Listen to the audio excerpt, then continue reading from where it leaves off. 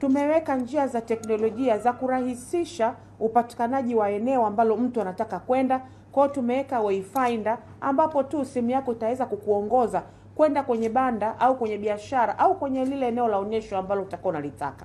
Lakini tuna application yetu inaitwa TanTrade Biashara App, ambapo sasa hivi wale wenye simu za Android wana uwezo wa kuingia kwenye application yetu ya TanTrade Biashara App na kisha wakaanza kununua tiketi zao kuanzia sasa, na wakifika tu pale getini watascan na kuweza kuingia ndani ya uwanja wa maonesho. Kwa hiyo Watanzania waje ili waweze kuona teknolojia hizi mpya ambazo zipo katika mnyororo mzima wa uzalishaji zinazoonyeshwa na mataifa takribani 23 ambayo yako pale Sabasaba.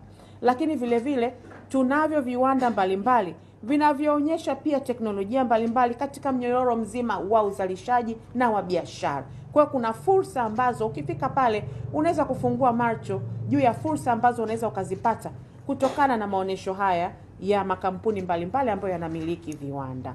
Safari hii kwenye maonesho yetu tumekuja na business clinic.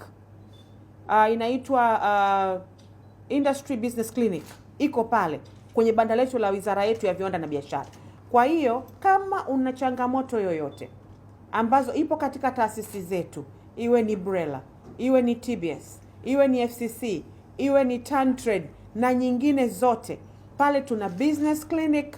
Fika pale utahudumiwa na changamoto yako kuanzia tarehe 28 mpaka tarehe 13. Viwanda na biashara tuna clinic muhimu ya kutatua masuala mbalimbali ya viwanda na biashara. Fika pale kwenye banda letu na sisi tutakuhudumia.